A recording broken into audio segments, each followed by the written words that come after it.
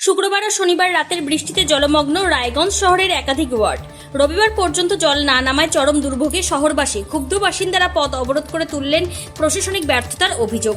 সরকার পুরসভা সবাই ব্যর্থ। ৮ বছর ভোট নেই অভিযোগ এলাকার কয়েকশো বাসিন্দার। শুক্রবার ও শনিবার রাতের টানা বৃষ্টিতে রায়গঞ্জ শহরের বিভিন্ন এলাকায় হাঁটু জল জমে। রবিবার দুপুর পর্যন্ত জল না নামায় বাসিন্দারা পথ অবরোধ করেন। অবরোধে সামিল এলাকার বাসিন্দাদের কথায় শুক্রবার রাতে 1 ঘন্টার বৃষ্টিতে রাস্তার এই অবস্থা। ড্রেনের জল রাস্তাতে উঠে যাচ্ছে। এটা কি উন্নয়ন? সরকার কামিয়ে নিচ্ছে, আমরা ভোগ করছি। এই সরকারের মাত্র 1.5 মাস বয়স, তাতেও ব্যর্থ। পৌরসভা পরিবর্তন হয়েছে, এখনো ব্যর্থ। তাদের হুঁশিয়ারি, আমাদের ন্যায্য দাবি রাস্তা ঠিক করা হোক, না হলে পথ অবরোধ চালিয়ে যাব। বাসিন্দা সৌরভ বসাক তার কথায়, এই জল আমরা ছোট থেকেই দেখছি, কিন্তু আগে এই জল থাকতো না, এখন রোগের সৃষ্টি হবে। ভোটের আগে কাজ করলেও বিন্দুমাত্র কাজ হয়নি, উল্টে আরো জল জমছে। পৌরসভায় দীর্ঘদিন ভোট না হওয়া নিয়েও সরব হন সৌরভ। আজকে প্রায় 8 বছর হয়ে গেল কোনো ভোট হয়নি, কর্মীরা কোনো রকম টাকা পাচ্ছে না, এর দায় কারা নেবে প্রশ্ন তুলছেন তারা। জল জমার কারণ হিসেবে শুধু ড্রেন সাফাই নয়, পরিকল্পনার গলদের কথা বলেন ওয়ার্ডের বাসিন্দারা।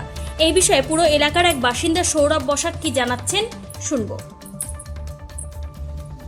অভিযোগ একটাই, এই জল আমরা আগেও দেখেছি, অনেক ছোট থেকে দেখেছি, কিন্তু এই জল আগে থাকতো না। কিন্তু এই জল এখন যেভাবে সমস্যার সৃষ্টি করছে, এটাতে রোগের সৃষ্টি হবে রীতিমতন। ভোটের আগ দিয়ে কাজ করলো, এখানে বিন্দুমাত্র কোনো কাজ হয়নি, উল্টে আরো জল জমা স্টার্ট হলো। এগুলো কি আজকে প্রায় পৌরসভা প্রায় 8 বছর হয়ে গেল কোনো ভোট হয়নি, কর্মীরা কোনো রকম কোনো টাকা পাচ্ছে না। এটার দায় কারা নিবে? সরকার 1.5 মাস হয়েছে, আমরা তাদের সময় দিতে চাইছি, কিন্তু পৌরসভার ভোগান্তি সাধারণ মানুষের ভোগান্তি, আমাদের ভোগান্তি। আমাদের বাড়িতে আপনারা হয়তো ফুটেজ নিয়েছেন, আমাদের বাড়িতে গিয়ে দেখুন, আমাদের বাড়িতে 1 হাঁটু জল।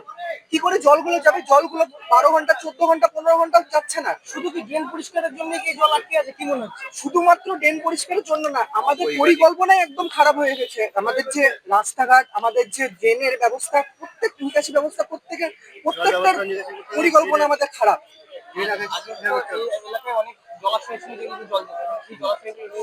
জলাশয়গুলো তো এখন বুঝে যাচ্ছে, এটা তো আপনারা সবাই জানেন। এবার সেগুলো আমরা কি বলতে পারি? অবশ্যই সেটারও এফেক্ট করেছে এখানে। পাশাপাশি আরেক ক্ষুব্ধ বাসিন্দা কি বলতে চেয়েছেন শোনাবো। পথ অবরোধ করছেন কি সমস্যায় পড়ে? কারণ একটাই, কালকে বৃষ্টি হয়েছে, 1 ঘন্টার মতো বৃষ্টিতে আজকে আমাদের রাস্তার এই অবস্থা। কাল রাতে যখন রাস্তাতে আমি যাওয়া আসা করছি, তখন দেখছি লোকজন মানে ভিজে, একদম ভিজে বা প্রায় ডুবাডুবি করে যাওয়া আসা করছে। এটা কি উন্নয়ন? এটা আমাদের এটা উন্নয়নের জোর এতটাই বয়ে গেছে যে মানুষ ভেবে চলে যাচ্ছে। রায়গঞ্জবাসীর তো অভ্যাস হয়ে গেছে এটা। অভ্যাস হবে তো, কিছু করার নেই। সরকারই তো চলছে এরকম, আগে সরকার চলে এসছে এরকম, এখন সরকার এরকম চলছে। সরকার কামিয়ে নিচ্ছে আর আমরা এরকম ভোগ করছি। এই সরকারের মাত্র 1.5 মাস বয়স। হ্যাঁ, 1.5 মাস বয়স, তাতে কি হয়েছে? এর আগে যখন পৌর বোর্ড ছিল তখন তো এত প্রতিবাদ করেননি। করিনি, তখন সুযোগ পাইনি, কিন্তু এখন সুযোগ পাচ্ছি, আমরা করছি। এখন সুযোগ পাচ্ছি আমরা, আমাদের বলার সাহস আছে এখন, কারণ আমরা ন্যায্য দাবি করছি। না, আমাদের বলার সাহস ছিল না। কেন ছিল না? ভয় লাগতো। হ্যাঁ, ভয় লাগতো, অবশ্যই ভয় লাগতো। আমরা হয়তো কিছু বললে হয়তো পুলিশ অ্যারেস্ট করে নিয়ে চলে যাবে, হয়তো এখনো করে নিয়ে যেতে পারে, ঠিক আছে।